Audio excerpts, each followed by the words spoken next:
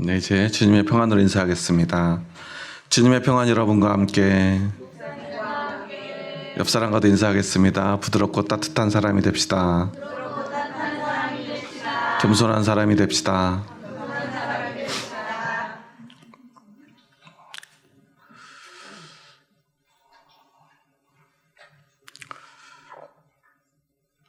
우리는 지금 사순절 두 번째 주일을 지나고 있습니다. 주님의 고난을 묵상하고 십자가의 길을 고민해야 될 시간인데 우리의 마음은 여전히 혼란합니다. 이번 주에도 탄핵 심판의 결과가 나오지 않았습니다. 강단에서 정치적인 얘기를 하는 게 좋지 않다고 많이들 이야기합니다. 오늘 우리가 살아가고 있는 대한민국은 정교가 분리된, 정치와 신앙이 분리된 나라이기 때문입니다.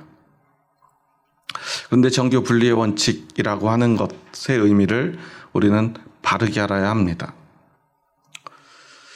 오늘 우리가 살아가고 있는 이 세속 사회, 즉 정치와 교회가 분리된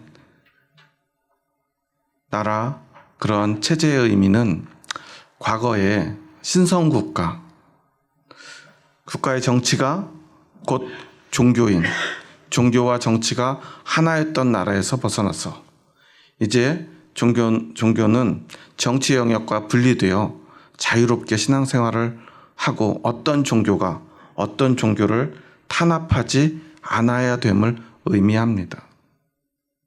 교회가 정치와 깊이 연관되지 말아야 된다는 것은 정치적인 이야기를 하지 말라는 의미가 아닙니다. 정치 이야기를 결코 해서는 안 된다는 의미가 아니에요. 이번 주에 목사님들하고 어디 지방에 갈 일이 있어서 가다가 멋진 절이 있어서 들어가 봤어요. 목사님들하고 절에 가는 게 좀 이상하긴 하지만 절에 가면 굉장히 부러운 게 하나가 있어요. 절은 보통 어디에 있죠? 산속이거나 바닷가거나 경치가 좋은 곳에 있어요. 그리고 이제 그것을 이렇게 둘러보는데요. 소나무가 아주 멋진 그 모습으로 이렇게 서 있는데 그 소나무가 되게 귀한 유명한 소나무인가 봐요. 이렇게 사람들이 못 들어가게 막아놨더라고요. 사진을 찍으려도 잘 안 보여요. 뭐 의상대상가가 그곳에서 수행을 했다는데요.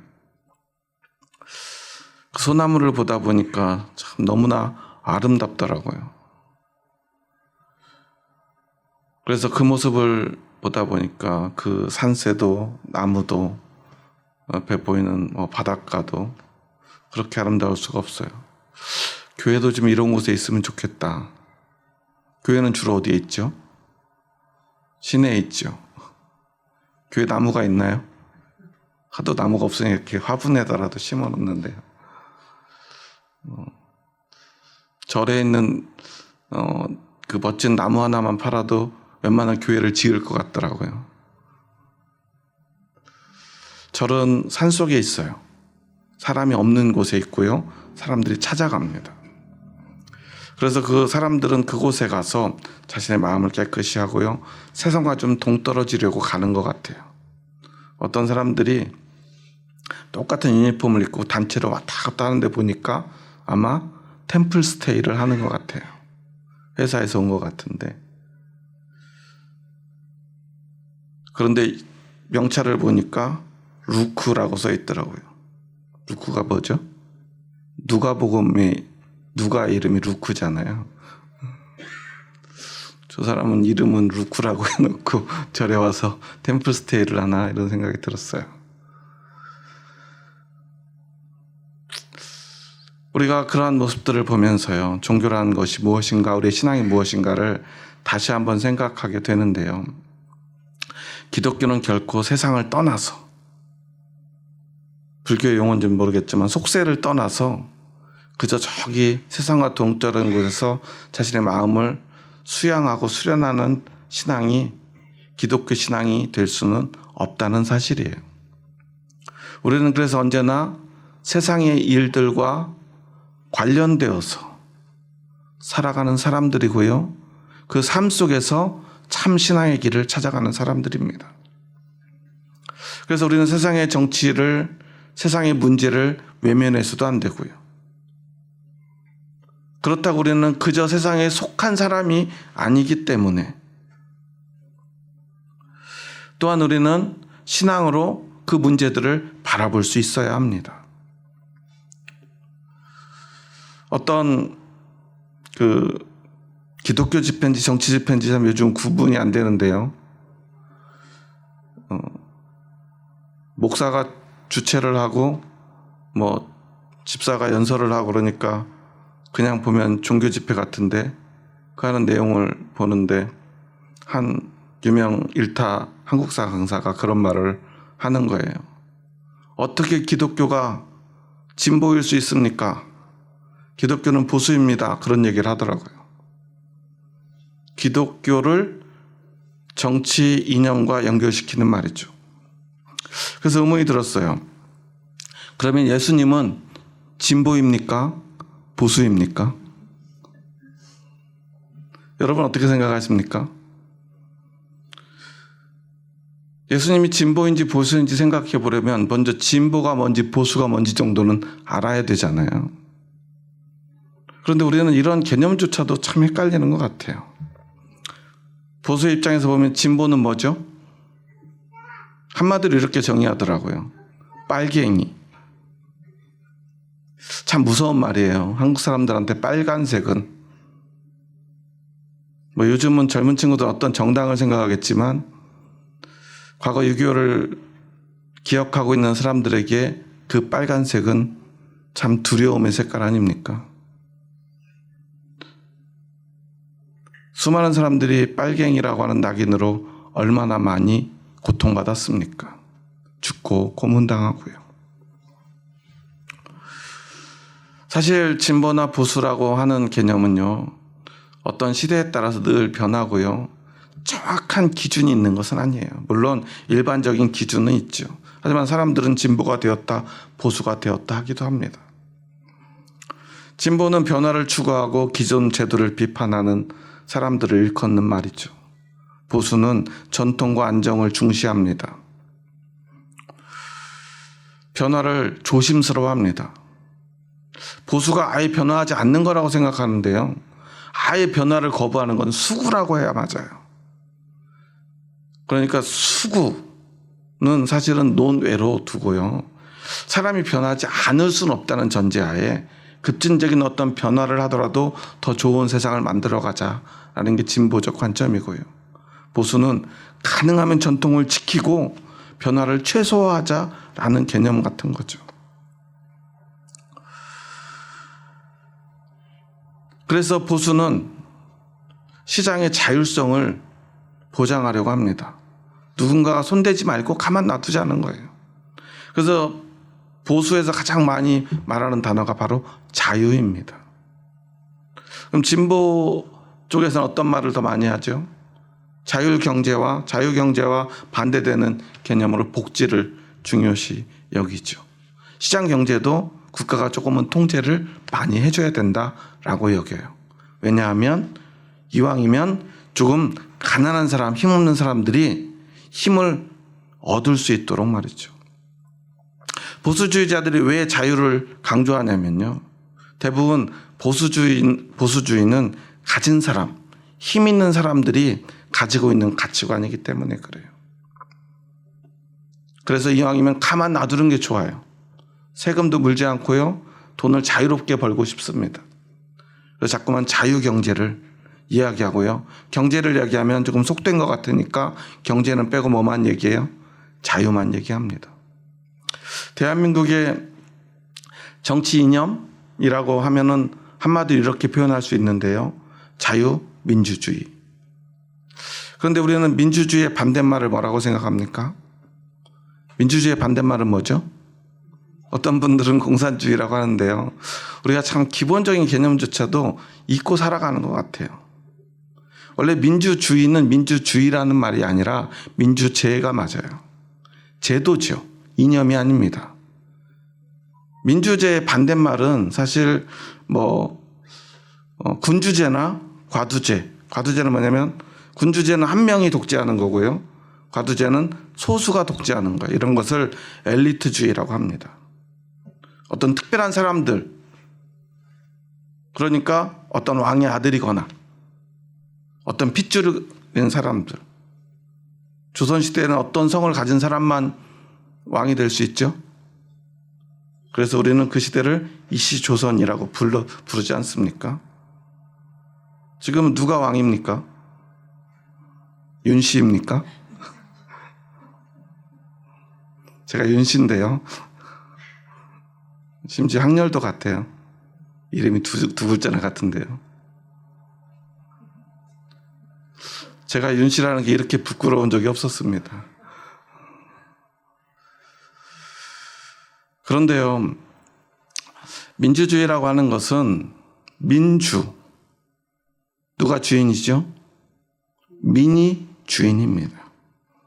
민이라고 하는 말은 좋은 말입니까? 안 좋은 말입니까? 원래 민은 안 좋은 말로 시작되었어요. 보통 백성들을 칭하는 단어는 두 가지가 있어요. 인과 민이 있습니다. 농민, 어민.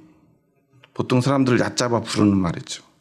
보통 시골에 사는 사람들은 대부분 민을 붙입니다. 도시에서 사는 사람들은 대부분 인을 붙여요. 정치인, 언론인. 대부분 기득권을 가진 사람들은 자신을 인이라고 부르고요. 기득권에 속하지 못한 사람들을 민이라 칭합니다. 그런데 우리는 인주주의가 아니라 민주주의를 우리의 기본 이념으로 삼고 있죠. 힘없는 백성이 우리 이 나라의 주인이라는 거예요. 그런데 대통령이요, 계엄을 합니다. 대통령이라고 하는 큰 권력을 가졌지만 아직도 권력이 부족해서 입법기관도 자신이 직접 통제하고요. 사법기관도 직접 통제하고 싶어서 계엄을 선포해요.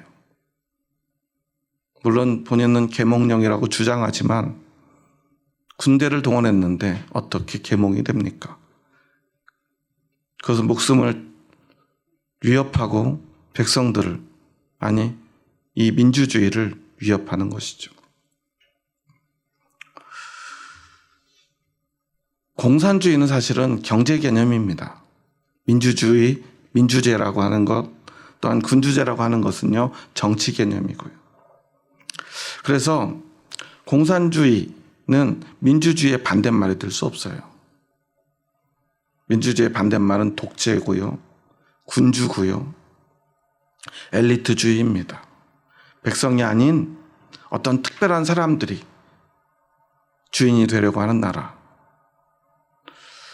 그래서 공산주의의 반대말은 사실은 자본주의라고 하는 것이 맞을 거예요.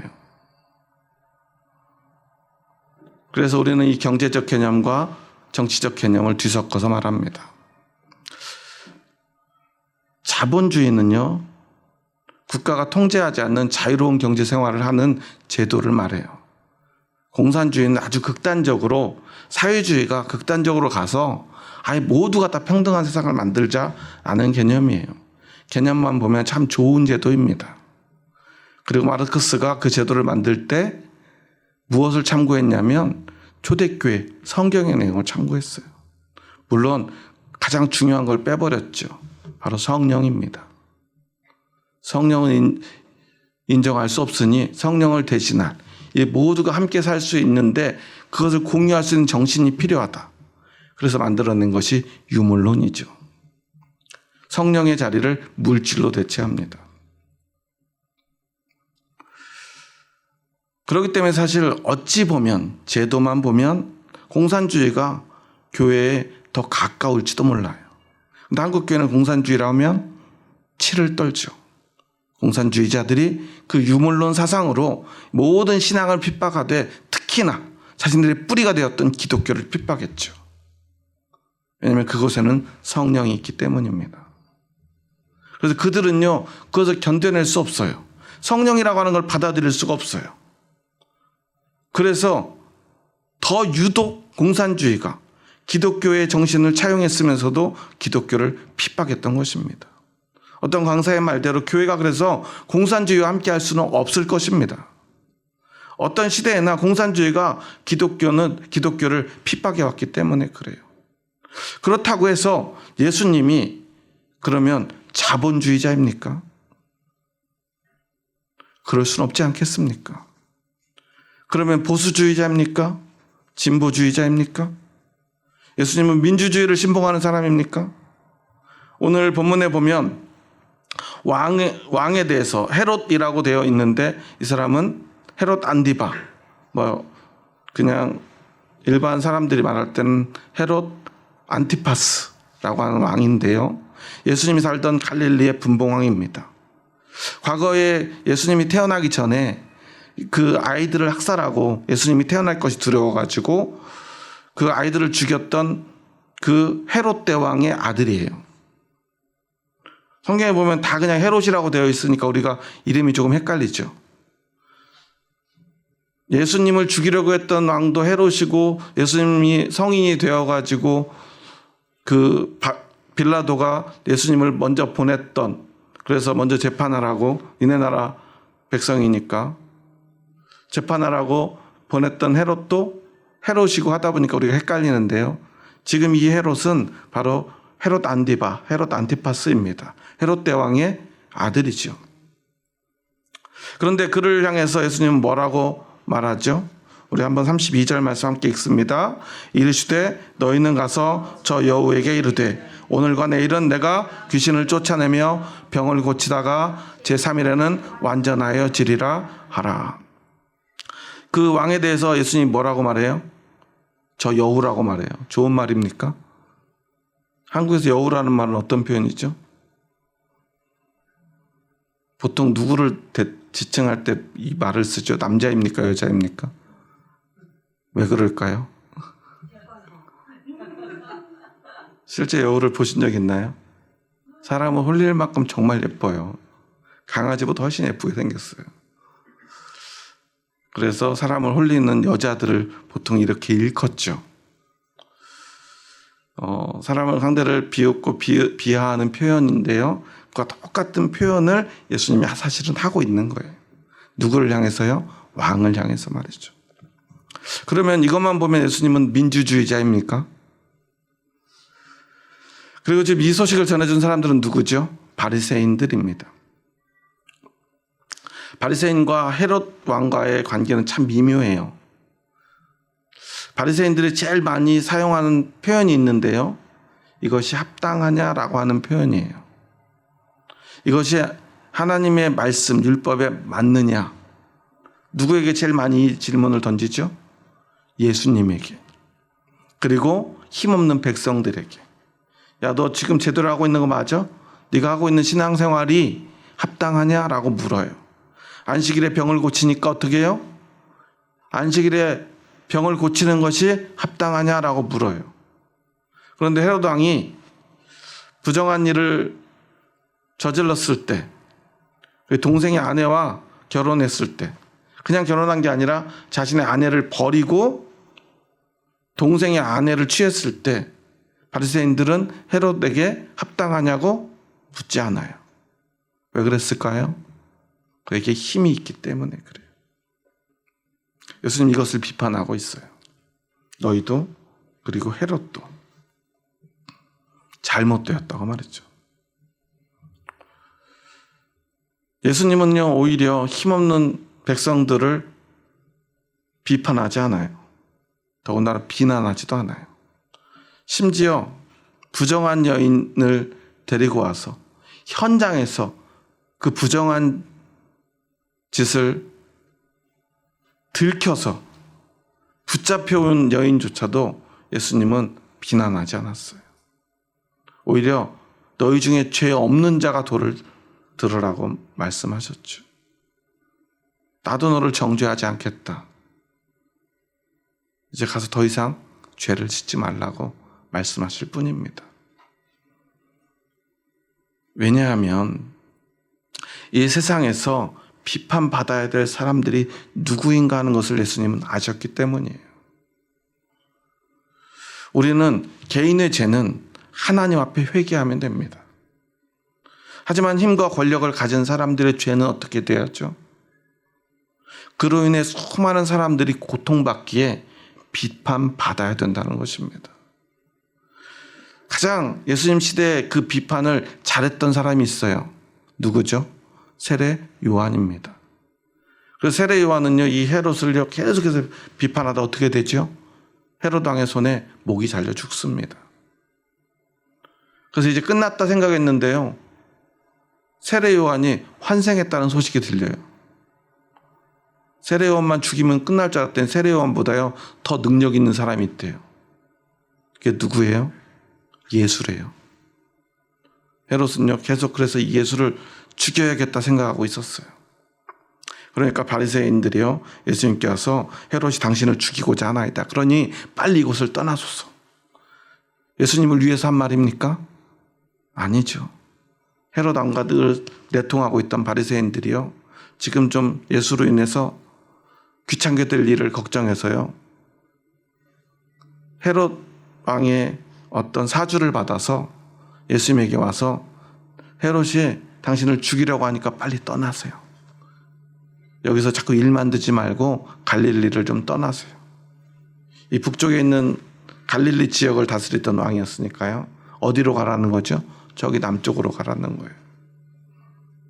거기엔 다른 분봉 왕의 지역이니까.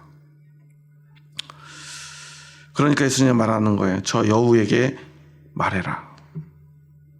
나는 오늘 내일 주님의 일, 병든 자를 고치고 귀신을 쫓아내고 복음을 전하는 그 일을 하다가 제3일에 나는 완전해질 것이다. 이것은 어떤 의미가 있죠? 예수님이 이렇게 오늘과 내일과 제3일을 이야기하는 것은 여러 의미들로 해석이 될 수 있는데 그 중에서 가장 일반적으로 이 말씀을 해석하는 것은 오늘 지금 현재를 말하고요. 내일은 지금부터 이제 예루살렘에 갈 때까지 십자가에 달려 죽으시기 전까지 그의 사역을 이야기를 해요. 그러니까 나는 지금부터 내가 내일을 완성할 그때까지는 병든 자를 고치고 귀신을 쫓아내고 영혼을 살리는 일을 할 것이다. 그리고 제3일 내가 예루살렘에서 십자가에 달려 죽고 부활할 때까지 그곳에서 나는 하나님이 나에게 주신 그 사명을 완성할 것이다. 그런데 이것을 왜 하필 3일이라고 얘기했을까요?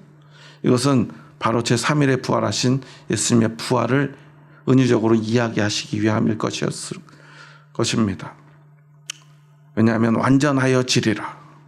예수님의 그 사역의 완성은 예수 그리스도의 부활이기 때문입니다. 그리고 예수님은 다시 한번 말합니다. 오늘 33절 말씀 함께 읽습니다. 그러나 오늘과 내일과 모레는 내가 갈 길을 가야 하리니 선지자가 예루살렘 밖에서는 죽는 법이 없느니라. 오늘과 내일과 제3일 모레는 내가 갈 길을 가야 하리니 선지자가 예루살렘 밖에서는 죽는 일이 없을 것이다. 그 말은 무슨 말이에요? 헤롯은 나를 못 죽여 라고 말하고 있는 거예요. 우리는요 진리를 보려고 너무 애쓰다가요 진리를 잃어버리는 경우가 참 많은 것 같아요. 이번 주에 CBS에서 뉴스가 나왔는데요. 물론 이미 많은 사람들에게 알려진 내용인데 다시 한번 이것이 회자된 것일 수도 있어요. 왜 그런가 봤더니 증인과 증거들이 나왔는데 윤석열 대통령과 신천지 연루설에 관한 보도였어요. 대선 당시에 신천지에서 조직적으로 10만 명이 넘는 사람들을 동원해서 선거에 개입을 했다는 내용이에요. 이만희가 직접 그랬다는 거예요. 이재명이 당선되면 신천지는 죽는다. 윤석열이 당선돼야 신천지가 산다. 실제로 있었던 그 사건에 대해서 그 신천지 내부에 있던 사람이 폭로를 했는데요.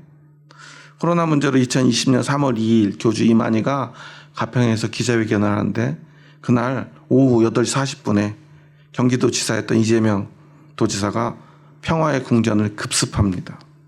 그래서 그 자료들을 다 가져와서 고소 고발을 하고요. 그래서 2020년 8월 1일 교주 이만희가 구속을 당합니다.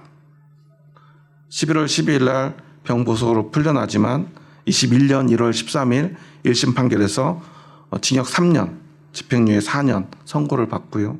2심에서는 2021년 1월 13일, 2021년 11월 30일 2심에서 징역 5년, 징역 3년, 집행유예 5년, 그리고 준법교육 80시간 선고를 받아요. 다급해진 이만희가요, 막 사람들을 연결하고요. 우리가 잘 알고 있는, 왜 잘 알아야 되는지 모르겠지만 건진법사 같은 사람들이 이만희하고 윤석열을 연결해주고 윤석열에게 이만희를 도와달라는 부탁을 했다고 그러죠. 저는 참 신기한 게 오늘 한국 교회를 가장 힘들게 하고 있는 이단이 어디죠?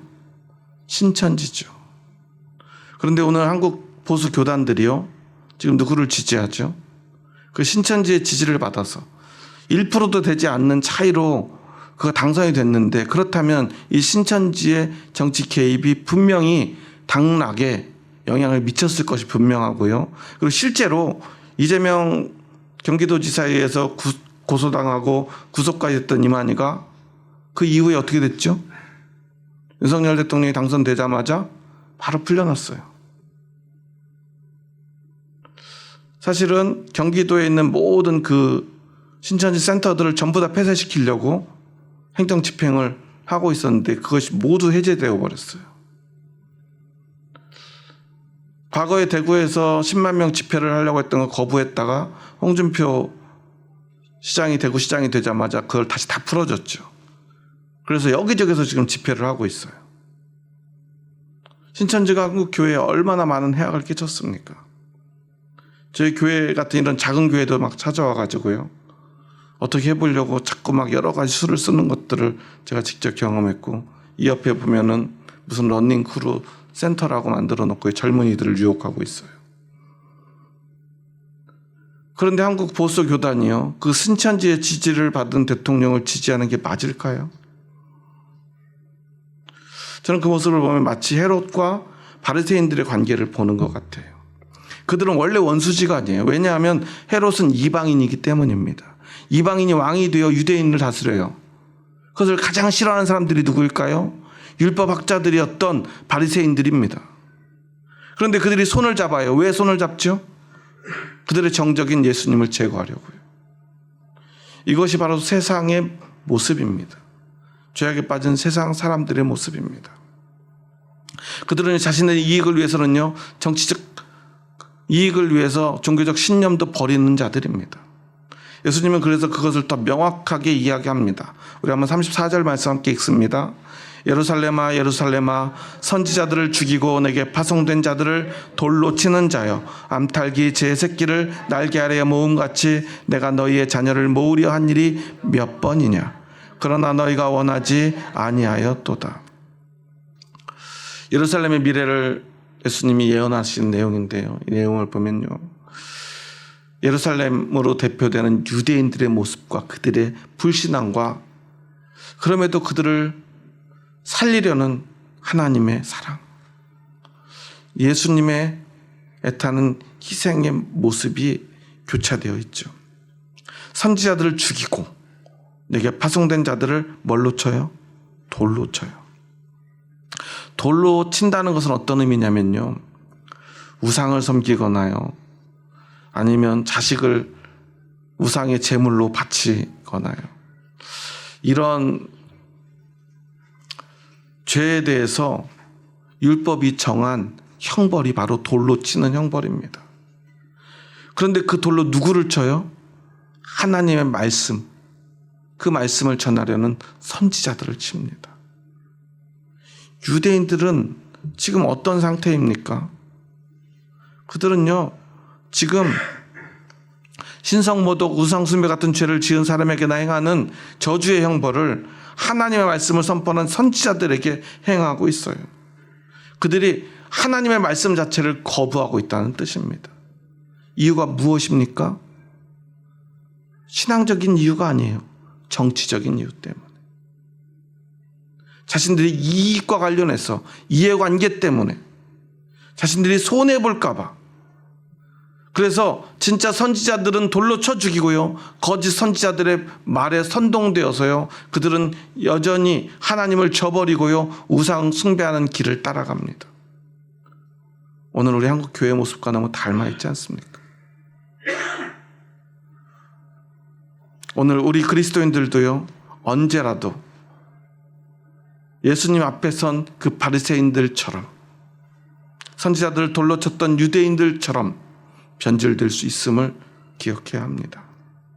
그저 목사라는 이름을 가지고 앞에서 외치면 그것이 다 하나님의 말씀이 되는 것이 아니라는 사실이에요. 거짓 선지자가 있었고요, 하나님의 백성들이었지만 하나님의 뜻을 따르지 않는 유대인들이 있었습니다. 왜 우리는 너무나 손쉽게 목사님이 하는 말은 다 옳다고 생각합니까? 교회라는 이름, 믿음이라는 말, 예수님이라는 단어를 사용하면 다 옳은 것인가? 그렇지 않다는 것입니다. 우리는 그 모습을 보아야 합니다. 그들이 오늘 어느 길로 가고 있는가 하는 것을 말이죠. 예수님 분명히 말씀하셨죠. 오늘과 내일과 모레는 내가 갈 길을 가야 하리라. 예수님의 갈 길은 어떤 길입니까? 바로 십자가의 길입니다. 헤롯이 나를 죽이려 해도 나는 그가 나를 죽이려 한다는 사실을 알아도 내 갈 길을 갈 것이다. 헤롯은 나의 길을 막지 못한다. 오늘 2025년을 관통하는 한국 교회의 가장 중요한 두 가지 이슈는 공산주의와 동성애일 것입니다. 한국 교회에서 이 두 단어는 정말 무서운 단어예요. 주홍글씨와도 같습니다. 혹시라도 조금이라도 그런 단어들과 연관되어 있다면 한국의 기독교인들은요, 마치 사냥꾼이 동물을 사냥하듯이요, 그런 목회자나 교회를 사냥하려 합니다. 그런데 저는 분명히 말씀드립니다. 공산주의가 교회를 무너뜨릴 수 없다는 사실을 말이죠. 동성애가 한국 교회를 무너뜨릴 수 없습니다. 우리가 두려워해야 될 것은요, 빨갱이 공산주의가 아니고 우리가 두려워해야 될 것은 동성애자들이 아닙니다. 동성애자들의 인권을 좀 보호해 준다고 해서 교회가 망할까요? 어떤 분들은 그런 얘기를 저한테 하더라고요. 목사님, 동성애 문제를 잘 해결하셔야 됩니다. 분명히 말씀하셔야 됩니다. 안 그러면 여러분, 목사님이 동성애자가 줄에 서달라고 그러는데 거부했다가 감옥 가실 거예요. 저는 제 신앙의 자유가 없습니까? 제가 왜 동성애자 결혼 주례를 거부했다고 제가 왜 감옥에 가야 됩니까? 그것이 인권을 보호하는 법이라면 그것이 잘못된 거죠. 그리고 만약에 그런 것 때문에 감옥에 가야 된다면 우리는 기꺼이 갈 수 있어야 되지 않습니까? 우리의 신앙을 위해서 목숨까지 바쳐야 되는데, 그게 진짜 신앙인데, 공산주의자들에 의해서 불에 태워 죽고요, 돌에 맞아 죽고 죽창에 찔려 죽었던 수많은 믿음의 선배들은요, 신앙을 위해서 기꺼이 그 죽음을 감내하지 않았습니까? 물론 그것을 지켜봤던 그 자녀들은 두려움에 떨었고 치를 떨었을 것입니다. 하지만 우리가 배워야 될 것은 공산주의에 대한 두려움이 아니라 그 속에서도 믿음을 지켰던 우리 어머니 아버지들의 그 신앙이어야 되지 않습니까? 누가 나를 죽이려 해도, 누가 나를 가로막으려 해도 끝끝내 십자가를 따라가는 그것이 믿음이지 않습니까? 여러분에게는 믿음은 어떤 것입니까? 우리 믿음을 가로막는 어떤 것들을 두려워하는 것입니까? 아니면 어떤 두려움 앞에서도 십자가를 향해 나아가는 것입니까? 예수님은 분명히 말합니다. 내가 갈 길을 가야 하리라. 우리도 말해야 됩니다. 우리는 예수님을 따르는 그 길, 우리 그리스도인으로서 내가 갈 길을 우리는 가야 한다고 말이죠. 그것이 믿음입니다.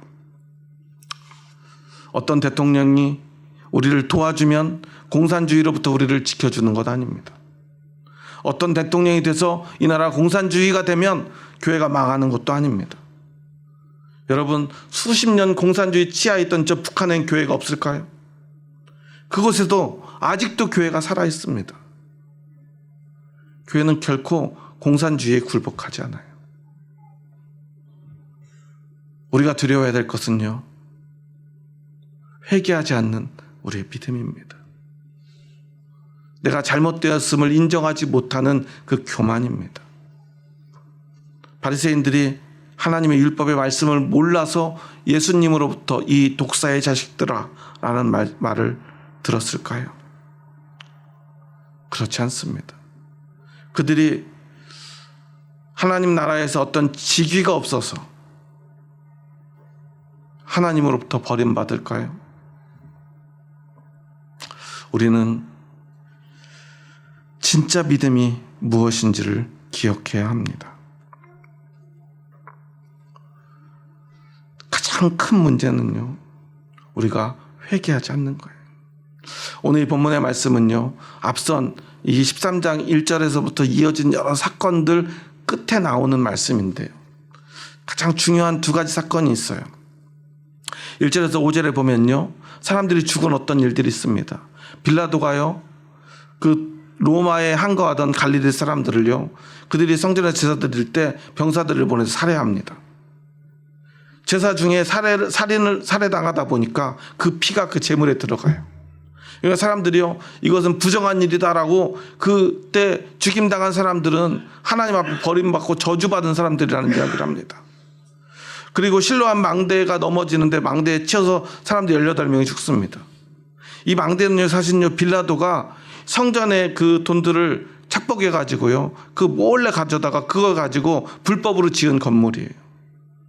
기온 샘물에서 예루살렘에 들어오는 그 우물을 지키려고요. 억울하게 죽은 사람들입니다. 그런데 사람들은 저주받았다고 그래요. 예수님이 뭐라고 말씀합니까? 이런 사람들이 말하는 것에 대해서 예수님은요, 13장 3절에서 이렇게 말합니다. 너희에게 이르노니 아니라, 그들이 저주받는 것이 아니라 너희도 만일 회개하지 아니하면 다 이와 같이 망하리라. 5절에도 또 다시 한번 반복합니다. 실로암 망대에 죽은 사람들이 저주받은 사람들이라고 말하는 것에 대해서 너희에게 이르노니 아니라 너희도 만일 회개하지 아니하면 다 이와 같이 망하리라. 진짜 하나님의 백성이 망하는 것은 오직 하나뿐이라는 거예요. 회개하지 않는 것입니다. 그리고 나서 18년 동안 귀신 들려가지고요, 고통받던 여자를 안식일에 고쳐줍니다. 회당장이 막 화를 냅니다. 왜 안식일에 사람을 고치느냐고요. 예수님이 말씀합니다. 너희는 네 소가 목마르면 소를 끌고 우물에 가서 물을 먹이지 않느냐. 그런데 하물며 이 아브라함의 딸이 18년 동안 고통받았는데 안식일에 그를 풀어주는 것이, 소의 그 고삐를 풀어서 목마른 소를 물을 먹이면서 왜 너희들이 말하는 그 아브라함의 딸, 하나님의 백성을 왜 풀어줄 수 없느냐. 그때요, 우리 한번 이 말씀 함께 읽었으면 좋겠습니다. 우리 17절 말씀인데요, 본문의 말씀은 아니지만 13장 17절의 말씀을 함께 찾아서 읽어보도록 하겠습니다. 예수께서 이 말씀을 하심에 모든 반대자들은 부끄러워하고 온 무리는 그가 하시는 모든 영광스러운 일을 기뻐하니라. 반대하는 자들, 회당장과 바리새인과 제사장들, 사두개인들은요, 부끄러워하고요, 모든 무리들은 기뻐합니다. 그것이 진리이기 때문입니다. 예수님은요, 기존의 잘못된 질서를 바로잡으려 했습니다. 그래서 기존의 권세를 가지고 있던 사람들은 예수님이 진보주의자로 보였을 것입니다. 예수님이 요즘 말로 하면 빨갱이로 보였을 것입니다. 공산주의자처럼 보였을 것입니다. 하지만 우리는 예수님을 그렇게 고백하지 않습니다. 예수님은 진리입니다. 예수님은 좌도 우도 될 수 없습니다. 예수님은 진리이기 때문에 오직 예수님이 기준입니다. 우리는 그것을 믿는 사람들이지 않습니까? 그 진리이신 말씀이 육신이 되어 이 땅에 오신 예수 그리스도가 어떻게 진보가 되고 보수가 될 수 있습니까? 어떻게 기독교는 진보가 될 수 없고 보수가 된다는 말을 그렇게 자랑스럽게 할 수 있습니까? 왜 예수님을 보수주의자로 만듭니까? 또 어떤 사람들은 예수님을 진보주의자로 만들려 합니다. 왜 그럴까요? 그들은 예수님을 따르려는 것이 아니라 자신의 주장에 예수님을 이용하는 것이기 때문입니다. 여러분은 누구를 따르기 원하십니까? 예수님을 이용해서 자신의 이익을 위해 선동하는 사람들입니까? 아니면 진리이신 예수님입니까? 오늘 한국에 그리스도인으로 살아가는 수많은 사람들, 오늘 이 혼란한 현실 속에서 무엇이 진리인가를 분별할 믿음이 필요한 때입니다. 이것을 떠나서 우리가 산으로 들어갈 수 없습니다. 오늘 우리는 분명히 선택해야 합니다. 어떤 누군가에 속할 것인가, 아니면 오직 진리이신 예수님을 따르며 오직 예수 그리스도의 그 길을 가며 주님 앞에서 날마다 회개하며 나를 돌아볼 것인가. 참 믿음을 가진 사람들은 결코 길에 나가 선동할 수 없습니다. 왜냐하면 우리는 회개하는 자들이기 때문입니다. 우리의 부끄러움을 아는데, 우리의 죄를 아는데 누구를 선동한단 말입니까? 누구에게 이것이 옳다 이야기할 수 있습니까? 우리가 이야기할 수 있는 것은 오직 한 분뿐입니다. 바로 십자가에 달리신 예수 그리스도입니다. 십자가는 세상에서 가장 연약하고요, 가장 비참한 것입니다. 하지만 그 연약한 것이 세상의 모든 이념을 이겨낼 것입니다. 세상의 모든 이슈를 이겨낼 것입니다. 공산주의도 십자가를 이기지 못합니다. 동성애도 십자가를 이겨내지 못합니다. 오늘 이 혼란한 정치 상황 속에서 다시 윤석열 대통령이 제자리로 돌아오든, 그가 탄핵되고 누군가 말하는 빨갱이 같은 어떤 사람이 대통령이 된다 하더라도 결코 십자가의 길을 가로막지는 못할 것입니다. 우리는 그것을 기억해야 합니다.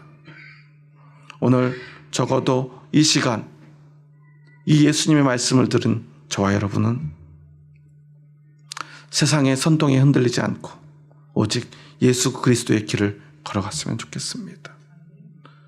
혼란스러울 때마다 여러분 다시 한번 그 예수님의 자기 고백을 기억하며 오늘과 내일과 모레는 내가 갈 길을 가야 하리라 말씀하신 그 말씀을 가슴에 품고 여러분도 스스로에게 다짐하시기 바랍니다. 나도 내가 갈 길을 가겠노라. 그 믿음의 고백을 주님의 십자가 앞에 드리는 저와 여러분 될 수 있기를 주님의 이름으로 축원합니다. 우리 이제 마지막으로 한번 인사하고 오늘 말씀을 마쳤으면 좋겠습니다. 우리 한번 옆 사람 보면서 이렇게 한번 고백해 볼까요? 한번 옆 사람 보면서 한번 고백을 해보도록 하겠습니다. 내 마음대로 내 길을 가는 것은 믿음이 아닙니다. 예수님의 길을 따라가는 것이 믿음입니다. 한번 손잡고 이렇게 다짐해 봅시다. 오직 예수님의 길을 따라갑시다. 네, 그 길이 무엇인지 우리가 잘 찾아가며 오직 예수님만 바라보고 흔들림 없이 우리가 그리스도인으로서 내 길을 찾아갈 수 있기를 소망합니다. 아마 다음 주 늦어도 그 다음 주에는 탄핵 선고가 결정이 될 것 같습니다. 여러분이 원하는 결과가 나오든 결과가 나오지 않든 우리는 우리의 믿음을 붙들고 기도해야 합니다. 그리고 이 나라와 이 민족이 이 어려운 순간을 잘 이겨낼 수 있기를 위해서 기도해 주시기 바랍니다. 어떤 정치적인 입장을 가지고 하나님 앞에 나아가지 마시기 바랍니다. 옳고 그름을 믿음으로 분별하시기 바랍니다. 오늘 말씀을 가슴에 새긴 사람이라면 어떤 것이 옳은지 알 것이라고 저는 믿습니다. 하지만 어떤 결과라도 우리는 이겨낼 힘이 있다는 그 사실을 잊지 않는다면 우리는 결코 실패하지 않을 것입니다. 그 믿음으로 그 길을 함께 걸어가는 우리 옆에 있는 소중한 형제자매들에게 우리의 주의 사랑으로 사랑한다고 고백하고 모든 말씀을 마치도록 하겠습니다. 옆 사람 보면서 함께 인사합니다. 주의 사랑으로 사랑합니다. 주의 사랑으로 사랑합니다. 기도하시겠습니다. 하나님 감사합니다. 저희 부족하고 연약한 자들 사랑하셔서 저희들을 주님의 뜻 가운데로 불러주시니 감사합니다. 오늘 이 나라 이 민족 너무나 혼란 가운데 놓여 있습니다. 정치의 문제, 좌우의 문제가 아니라 이 나라 이 민족 생존의 문제가 우리 앞에 있음을 기억합니다. 하지만 어떤 사람들은 그것을 정치의 문제로 치환하고 그 정치의 문제 앞에 우리의 교회를 끌어들이려 합니다. 수많은 그리스도인들을 그곳으로 선동하려 합니다. 하지만 예수 그리스도께서는 오늘 우리에게 우리는 우리의 갈 길을 가야 한다 말씀해 주셨습니다. 우리는 오직 십자가의 길을 가는 사람, 그리고 부활의 소망과 생명으로 나아가야 될 사람들임을 잊지 않게 하여 주시옵소서. 어떤 정치적 결과가 교회를 결코 무너뜨릴 수 없음을 기억하게 하시고, 오직 우리는 십자가의 길을 걸어가며 그 속에서 가장 옳은 길을 찾아갈 수 있는 하나님의 백성임을 기억하게 하여 주시옵소서. 사람들이 쉽게 누가 저주받았다, 누가 옳다 그르다 하는 말에 흔들리지 않고 오직 회개하지 않는 자들, 예수 그리스도를 따르지 않는 자들이 하나님의 심판 앞에 있음을 기억하고 오직 참 믿음의 고백을 드리며 날마다 십자가 붙들고 여전히 부족한 우리의 모습을 하나님 앞에서 회개하는 저희들 되게 하여 주시옵소서. 그 믿음으로 이 나라와 이 민족을 위해 기도하오니 주여, 이 나라와 이 민족을, 그리고 이 나라 이 민족 가운데 세우신 교회들을 구원하여 주시옵소서. 예수님의 이름으로 기도합니다. 아멘.